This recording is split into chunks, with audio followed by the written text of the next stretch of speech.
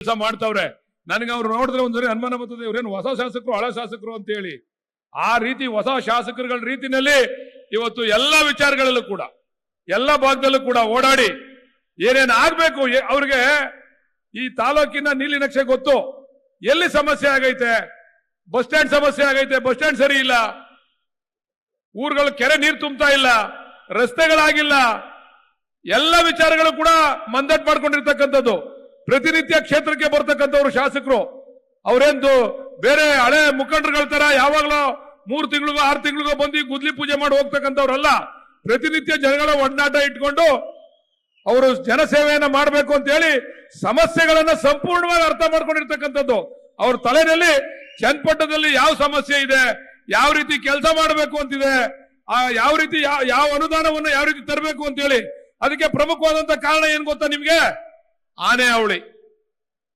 ಈಗಾಗಲೇ ಅವ್ರ ಶಾಸಕರಾದ ತಕ್ಷಣನೇ ಸನ್ಮಾನ್ಯ ಅರಣ್ಯ ಸಚಿವರನ್ನ ಕರ್ಕೊಂಡ್ಬಂದು ಯಾವ ರೀತಿ ತಡೆ ಹಾಕ್ಬೇಕು ಅಂತ ಹೇಳಿ ಡಿ ಕೆ ಸುರೇಶ್ ಅವರು ಒಂದು ನೀಲಿ ನಕ್ಷೆಯನ್ನು ತಯಾರು ಮಾಡಿದ್ರ ಹಿಂದೆ ಇದು ಚನ್ನಪಟ್ಟಣ, ಕನಕಪುರ ಎಲ್ಲ ಭಾಗದಲ್ಲೂ ಕೂಡ ಈ ಕಾಡಿನಿಂದ ಆನೆ ಬರ್ತಕ್ಕಂಥದ್ದನ್ನ ಯಾವ ರೀತಿ ತಡಿಬೇಕು, ಯಾವ ರೀತಿ ಸಂಘರ್ಷವನ್ನ ತಪ್ಪಿಸ್ಬೇಕು ಅಂತ ಆಲೋಚನೆ ಏನಿತ್ತು ಅದನ್ನ ಈಗ ಸಂಪೂರ್ಣವಾಗಿ ಅನುಷ್ಠಾನ ಮಾಡ್ತಕ್ಕಂಥ ಜವಾಬ್ದಾರಿನ ತೆಗೆದುಕೊಂಡಿದ್ದಾರೆ. ಬೇರೆಯವ್ರ ತರ ಬಂದ್ಬಿಟ್ಟು ಪೇಪರ್ ಅಲ್ಲಿ ಫೋಟೋ ಕೊಟ್ಬಿಟ್ಟು ಒಂದು ಸತ್ತವ್ರಿಗೆ ಆನೆ ತುಳು ಸತ್ತವ್ರಿಗೆ ಒಂದು ಹೂನರ್ ಹಾಕ್ಬಿಟ್ಟು ಹೋಗಿಲ್ಲ. ಅವರು ಯಾವ ರೀತಿ ಬಗೆಹರಿಸಬೇಕು ಅಂತ ಹೇಳಿ ಆಲೋಚನೆಯನ್ನ ಮಾಡಿ ಇವತ್ತು ಅರಣ್ಯ ಸಚಿವರನ್ನ ಕರೆಸಿ ಆ ಸಮಸ್ಯೆಗೆ ಒಂದು ಪರಿಹಾರವನ್ನ ಹುಡುಕ್ತಕ್ಕಂಥ ಕೆಲಸವನ್ನ ಮಾಡ್ತಾ ಇದ್ದಾರೆ ಅಂತಂದ್ರೆ ಅದೇ ಅವರ ಕಾರ್ಯವೈಖರಿಗೆ ಇರ್ತಕ್ಕಂಥ ಒಂದು ಉದಾಹರಣೆ ಅಂತಕ್ಕಂಥದ್ದನ್ನ ಈ ಸಂದರ್ಭದಲ್ಲಿ ಹೇಳಿ, ಇವತ್ತು ನಮ್ಮ ಮರ್ಯಾದೆಯನ್ನ, ನಮ್ಮ ಗೌರವವನ್ನ, ಡಿ ಕೆ ಶಿವಕುಮಾರ್ ಅವರ ಗೌರವವನ್ನ ಈ ರಾಜ್ಯದಲ್ಲಿ ತಾವೆಲ್ಲ ಕೂಡ ಎತ್ತಿಡ್ತಿದ್ದೀರಾ.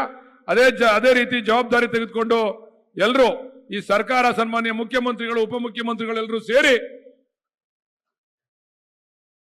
ಜವಾಬ್ದಾರಿಯನ್ನ ತೆಗೆದುಕೊಂಡು ಇವತ್ತು ಈ ಕ್ಷೇತ್ರದ ಅಭಿವೃದ್ಧಿಯನ್ನ ಮಾಡ್ತಾ ಇದ್ದಾರೆ. ಈ ಸಭೆಗೆ ನಿಮ್ಮೆಲ್ಲರ ನೆಚ್ಚಿನ ನಾಯಕರಾದಂತ ಉಪಮುಖ್ಯಮಂತ್ರಿಗಳಾದಂತ ಸನ್ಮಾನ್ಯ ಡಿ ಕೆ ಶಿವಕುಮಾರ್ ಅವರು ಬಂದಿದ್ದಾರೆ. ನಿಮ್ಮೆಲ್ಲರ ಪರವಾಗಿ ಅವರಿಗೆ ಆದರದ ಸ್ವಾಗತವನ್ನ ಬಯಸ್ತಾ ಇದ್ದೇನೆ.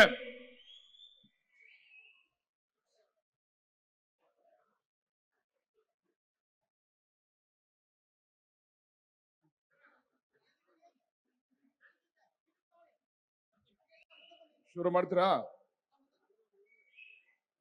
ಮತ್ತೊಮ್ಮೆ ಈ ಕ್ಷೇತ್ರದ ಜನತೆಗೆ ಪಕ್ಷದ ನಮ್ಮ ಡಿ.ಸಿ.ಎಂ ಡಿ ಕೆ ಶಿವಕುಮಾರ್ ಅವರ, ಮುಖ್ಯಮಂತ್ರಿಗಳಾದ ಸಿದ್ದರಾಮಯ್ಯನವರ ಗೌರವವನ್ನ ಈ ರಾಜ್ಯದಲ್ಲಿ, ದೇಶದಲ್ಲಿ ಎತ್ತಿಡಿದು ನಮ್ಮ ಪಕ್ಷದ ಶಾಸಕರಾದಂತ ಯೋಗೇಶ್ವರನವ್ರನ್ನ ಅತ್ಯಂತ ಹೆಚ್ಚು ಬಹುಮತದಿಂದ ತಾವೇನ್ ಗೆಲ್ಸಿದ್ದೀರಾ, ಮತ್ತೊಮ್ಮೆ